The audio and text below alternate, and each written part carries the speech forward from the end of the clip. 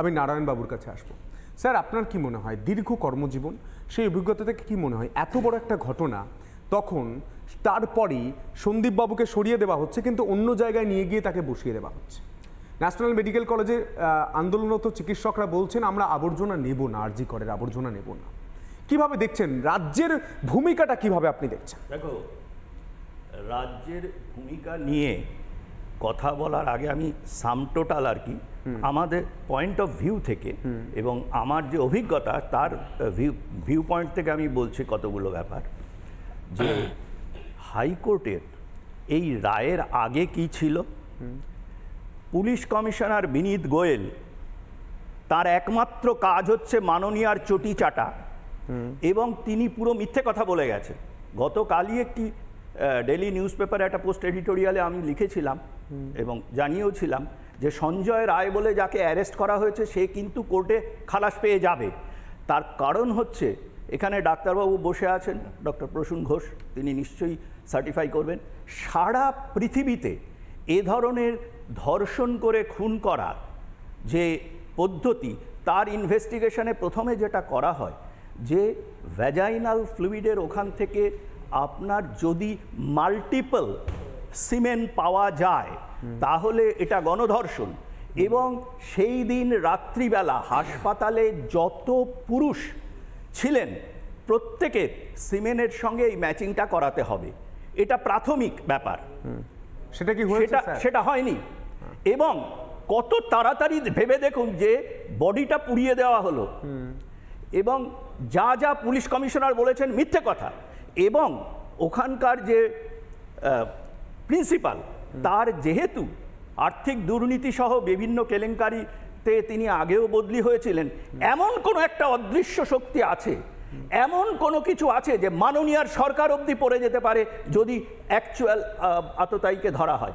কামদুনি কাণ্ডে এই বিনীত গোয়েল হাইকোর্টকে মিসলিড করেছিল। এবং আমার একটা দাবি হচ্ছে যে এই যে তদন্ত, এই তদন্ত যেভাবেই এগুক না কেন, শুধু ৩০২ নয়, ৩০৪ এবং আরও কতগুলো ধারা আছে যেগুলো এখানে অ্যাপ্লিকেবল হবে, সিবিআইয়ের সেটা করা উচিত। এবং প্রথম যাদের অ্যারেস্ট করতে হবে তার মধ্যে বিনীত গোয়েল এবং যে আপনার এই সন্দীপ ঘোষ এবং সেখানকার অ্যাসিস্ট্যান্ট সুপারিনটেন্ডেন্ট যিনি ফোন করে বলেছিলেন যে এটা আত্মহত্যা। এই ডেড বডি দেখলে আমরা যারা চিকিৎসা বিজ্ঞান সম্পর্কে আমাদের জ্ঞান আছে তাদের কথা বাদ দিন, সাধারণ লোক অবধি বলবে যে এটা আত্মহত্যা নয়। সুতরাং মাননীয়া এটা ইচ্ছাকৃতভাবে তার সরকারকে ইনভলভ করে দোষীদের আড়াল করছেন। এই সরকারের ইমিডিয়েটলি সরে যাওয়া উচিত। স্যার, আমার আরও একটা প্রশ্ন রয়েছে। আপনি তো চিকিৎসক, এই জায়গা থেকে কি মনে হয়, এই প্রশ্নটা প্রত্যেকে সোশ্যাল মিডিয়ায় করছে, এটা আমার প্রশ্ন নয়, গোটা বাংলার মানুষের প্রশ্ন। সকাল 10টায় সিবিআই এই কেস ডায়েরি হস্তান্তর করবে এবং এই মামলাটা হাতে নেবে। দেহটা কতটা প্রয়োজন ছিল, দেহটা তড়িঘড়ি আপনি যেটা বলছেন পুড়িয়ে দেওয়া হলো, প্রত্যেকে এই প্রশ্নটাই করছে যে তদন্ত কি কতটা ইজি হবে না কতটা জটিল হয়ে গেল দেহটা না থাকার কারণে? দেখুন, তদন্ত জটিল হয়ে গেল, হয়তো ক্যাপিটাল পানিশমেন্ট দেওয়া যাবে না, কিন্তু যাদের নাম আমি করলাম তাদের সাক্ষ্য প্রমাণ লোপাটের ডাইরেক্ট ইনভলভমেন্টের জন্য তাদেরকে কিন্তু ম্যাক্সিমাম, আমার যতদূর ধারণা, 12 বছরের সশ্রম কারাদণ্ড হওয়া উচিত। এবং সেখানে যদি ধরা পড়ে আরও কোনো বিষয়, মন্ত্রিসভার কেউ কিংবা যতই পাওয়ারফুল হন না কেন তাদেরকে কিন্তু এই একই শাস্তির আওতায় আনা যায়। এখন কতটা সদিচ্ছায় তারা করবে, কত তাড়াতাড়ি হবে, এটাকে ইচ্ছা করে পুড়িয়ে দেওয়া হয়েছে এই বডিটাকে। এবং এই বডিটা পুড়িয়ে দেওয়ার মধ্যে মুখ্যমন্ত্রী নিজেই ইনভলভড। উনি ছাড়া বিনীত গোয়েল রাজ্যের ক্ষমতা নেই। একটা কথা দেখুন দেখি, চুপচাপ বসেছিল এখানকার ওই চটি চাটা হাফ বেকড নিওলিটারেট যেসব বুদ্ধিজীবী বা কুবুদ্ধিজীবী বলা হয়, আমি নারায়ণ চক্রবর্তী বলছি, দে আর হাফ বেকড নিওলিটারেট। এবং তারা বিশেষ বিশেষ সময়ে যে সরকার পাওয়ারে থাকেন তাদের পদসেবা করেই তারা তাদের জীবিকা নির্বাহ করেন, তাদেরকে ফিল্ডে নামিয়ে দিল। সাধারণ মানুষ কি অবস্থায় পৌঁছেছে যে কালকে তাদের মধ্যে একজন সেই অনেক আগে পদ্মশ্রী পাওয়া এক ভদ্রমহিলাকে গো ব্যাক এবং চটি চাটা বলেছে, আপনারা সবাই দেখছেন। একদম। সাধারণ মানুষের মতামতটা কি? অপর্ণা সেন, শুভজিতের কাছে আসার চেষ্টা করবো। শুভজিৎ, কি মনে হয় ছাত্র সমাজ থেকে শুরু করে গোটা বাংলা, গোটা দেশ এই ঘটনার নিন্দা জানাচ্ছে? প্রথমেই বলে দেওয়া হলো আত্মহত্যা। এই সন্দীপ ঘোষকে নিয়ে গিয়ে বসিয়ে দেওয়া হলো ন্যাশনাল মেডিকেল কলেজে। শুধু তাই নয় শুভজিৎ, যে সেমিনার হল থেকে এই দেহ উদ্ধার হয়েছে তার পাশে নির্মাণ কাজ শুরু হয়ে গেল। মানে চর্মচক্ষে দেখে কি মনে হয়? দেখো, যেহেতু এই সামগ্রিক যে লড়াইটা চলছে এর মধ্যে আমরা ফিল্ডে রয়েছি এবং গতকালও ছিলাম, যে তুমি যে ঘটনাটার কথা বললে, যে যেই সেমিনার রুমে এই ঘটনাটা ঘটেছে সেই সেমিনার রুমের পাশেই একটা রেনোভেশনের নাম করে ভাঙচুর শুরু হয়ে গেছে। তা আমরাও কালকে যখন আন্দোলন করছিলাম, আমাদের অবস্থান এখনও চলছে, এখান থেকে তোমার শো থেকে ওখানেই ফিরে আবার যাবো, বসবো, আমাদের কথা বলার জন্য এখানে আসা মূলত।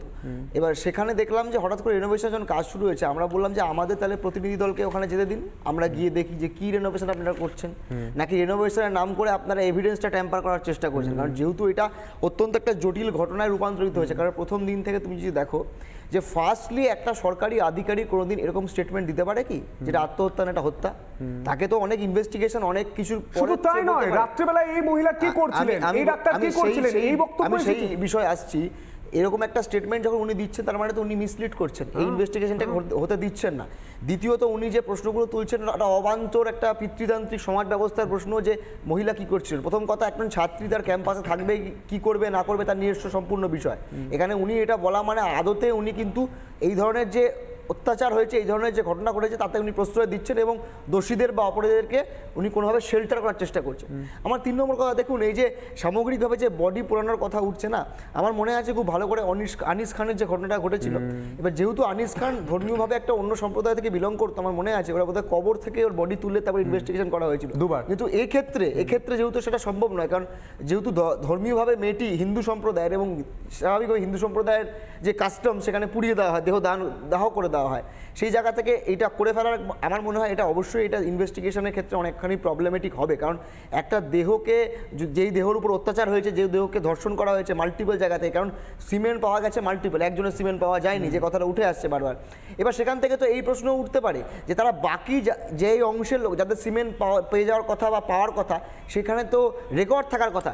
এখানে কিন্তু একটা বড় গুরুত্বপূর্ণ জিনিস হচ্ছে, এখানে কোনো রেকর্ড নেই, রোস্টার নেই, এখানে অ্যাটেন্ডেন্স যে রেজিস্টার থাকার কথা, মানে কারা কারা প্রেজেন্ট ছিল সেদিনকে হসপিটালের মধ্যে, তাই নিয়ে কিন্তু ধোঁয়াশোয়া তৈরি হয়েছে। তাই সেই জায়গা থেকে কাকে তুমি ধরবে, কার টেস্ট করবে, এটা কিন্তু অন্য জায়গায় চলে যেতে পারে। সার্বিকভাবে যেটা বোঝা যাচ্ছে যে একটা দিক যেমন রয়েছে যে অত্যাচার এবং ধর্ষণ, এর পাশাপাশি ক্যাম্পাসের অভ্যন্তরে যে ধরনের অসামাজিক কাজ চলে এই শাসক দলের মদতে, এবং বিভিন্ন ক্ষেত্রে আমরা দেখেছি যে অভিযোগগুলো উঠে আসছে যে একটা নির্দিষ্ট কোনো কোম্পানি তারা নাকি সমস্ত টেন্ডার নিচ্ছে, সেটা ওই কি বলে ওই গাম হতে পারে, মানে ওই গজ হতে পারে, তুলো হতে পারে, এমনকি সিরিঞ্জ হতে পারে, ওষুধ হতে পারে, নির্দিষ্টভাবে একটা কোম্পানি তারা সমস্ত কিছু টেন্ডার পায়, জলের বোতল হতে পারে। তাহলে কিভাবে হচ্ছে? কোনো টেন্ডার ছাড়া ওখানে ক্যান্টিন চলছে, ওখানে আসলে বহিরাগতদের অবাধ একদম। এই জায়গা থেকে আমরা তথ্য দিয়ে গ্রাফিক্যাল প্রেজেন্টেশনের মাধ্যমে আমরা দর্শকদের বোঝানোর চেষ্টা করব শুভজিৎ ঠিক কি বলছে, সেই প্রসঙ্গেই আমি একটা গ্রাফিক্যাল প্রেজেন্টেশনের মাধ্যমে বোঝানোর চেষ্টা করব কেন বারবার কাঠগড়ায় তোলা হচ্ছে এই সন্দীপকে। কেন কাঠগড়ায়? সেমিনার হলে চিকিৎসক কিভাবে জানলো সিভিক, সেমিনার হলে চিকিৎসক কিভাবে জানলো সিভিক, এবং সিসিটিভি পর্যন্ত নেই সেই সেমিনার হলে। রাত্রে সেমিনার হলে কিভাবে পৌঁছলো এই সিভিক ভলেন্টিয়ার? এটা তো প্রশ্ন উঠবে, নিরাপত্তা কোথায়? পরিবারকে আত্মহত্যার খবর কেন দেওয়া হলো?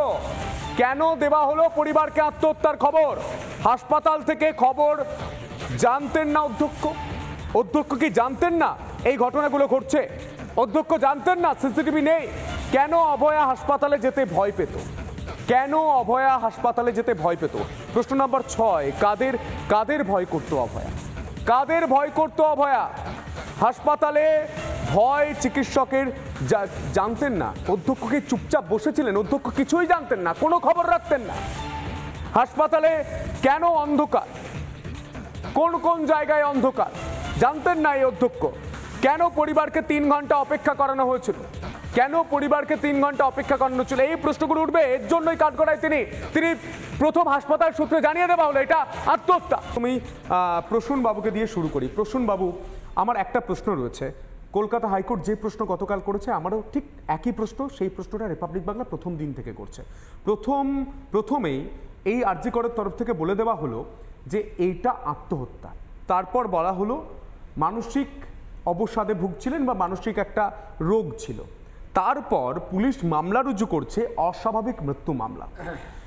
এই ঘটনা গোটা দেশ নিন্দা জানাচ্ছে। আপনি একজন চিকিৎসক হিসাবে নিন্দা জানাচ্ছেন নিশ্চয়ই, অবশ্যই। এবং সেই জায়গায় দাঁড়িয়ে আপনি বলুন তো, এই মেয়েটা বিচার পাওয়ার জন্য কত দুয়ারে ঘুরে বেড়াবে? এই মেয়েটার পরিবার, যিনি চিকিৎসক, যিনি অভয়া, তার পরিবার তো বিচার চাইছে, কিন্তু কোনো জায়গায় কি মনে করা হচ্ছে আড়াল করার চেষ্টা করছে এই রাষ্ট্র, এই রাজ্যের সরকার? প্রথম যে দুটো আপনি পয়েন্ট বললেন, সেই দুটো পয়েন্টে বলি, যে কোনো রাজ্যে যে কোনো সরকার, যে কোনো রাজ্যে যে কোনো পুলিশ যদি, বা যে কোনো রাজ্যের যে কোনো হসপিটাল অ্যাডমিনিস্ট্রেশন যদি কেউ এই ঘটনাকে